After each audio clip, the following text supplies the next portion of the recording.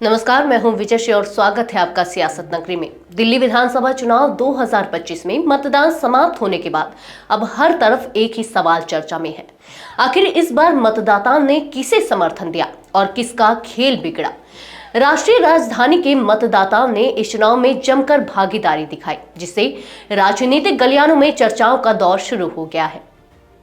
चुनाव आयोग के आंकड़ों के अनुसार इस बार शाम 6 बजे तक 60.42% मतदान हुआ। हालांकि यह प्रतिशत 2020 के विधानसभा चुनाव की तुलना में कम है, जब 62.80% वोटिंग हुई थी।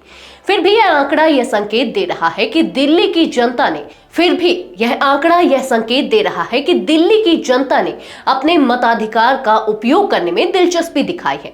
सवाल यह है कि क्या यह मतदान प्रतिशत किसी बड़े राजनीतिक बदलाव का संकेत देता है या सत्ता संतुलन में हल्का सा बदलाव ही होगा। अगर हम पिछले चुनावों के मतदान प्रतिशत और उनके नतीजों का विश्लेषण करें तो दिलचस्प पैटर्न देखने को मिलता है। 2003 में 4.43% की वृद्धि हुई थी, जिससे कांग्रेस की सीटों में 5 की कमी आई। 2008 में भी 4.1% मतदान बढ़ा, जिससे कांग्रेस को 4 सीटों का नुकसान हुआ। 2013 में जब मतदान में 8% की बढ़ोतरी हुई तो कांग्रेस केवल 8 सीटों पर सिमट गई, जबकि बीजेपी और आम आदमी पार्टी को इसका सीधा लाभ मिला।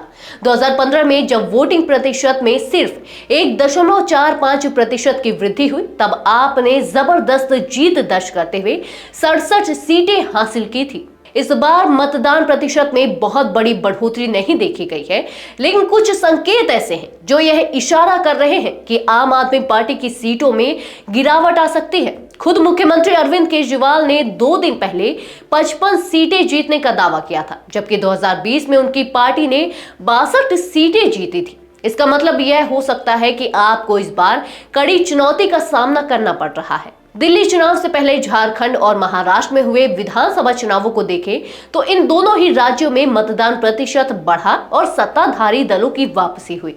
झारखंड में 2024 में 2019 की तुलना में 3% अधिक मतदान हुआ, जिसे हेमंत सोरेन के गठबंधन को फायदा मिला और उन्होंने 56 सीटों पर जीत दर्ज की। इसी तरह महाराष्ट्र में भी मतदान प्रतिशत में 4% की बढ़ोतरी हुई, जिससे महायुति गठबंधन को 236 सीटों पर बड़ी जीत मिली। इन चुनावों में महिला मतदाताओं की अहम भूमिका रही, जिन्होंने सरकार को फिर से सत्ता में लाने में योगदान दिया। दिल्ली में भी महिलाओं को आकर्षित करने के लिए कई लोक लुभावन वादे किए गए हैं।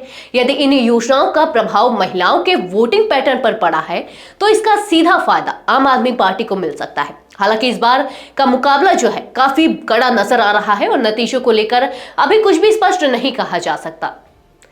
दिल्ली के मुस्लिम बहुल इलाकों में भी इस बार जबरदस्त वोटिंग देखने को मिली।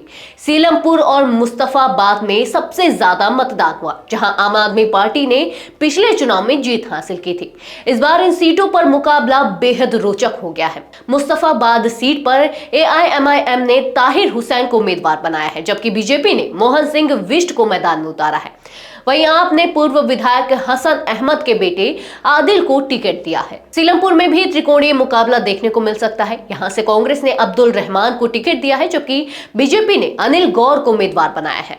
आम आदमी पार्टी ने इस बार चौधरी मतीन अहमद के बेटे चौधरी जुबेर मैदान में है। अब सवाल यह है कि क्या दिल्ली में झारखंड और महाराष्ट्र की तरह सत्ताधारी पार्टी की वापसी होगी या फिर 2013 की तरह कोई बड़ा राजनीतिक उलटफेर देखने को मिलेगा? क्या आम आदमी पार्टी अपनी पकड़ मजबूत रख पाएगी या बीजेपी और कांग्रेस की वापसी होगी? इन सभी सवालों का जवाब 11 फरवरी को मिलेगा, जब मतगणना के बाद चुनावी नतीजे घोषित किए जाएंगे। आज के लिए बस इतना ही। ऐसी और राजनीतिक खबरों के लिए जुड़े रहिए सियासत नगरी के साथ। धन्यवाद।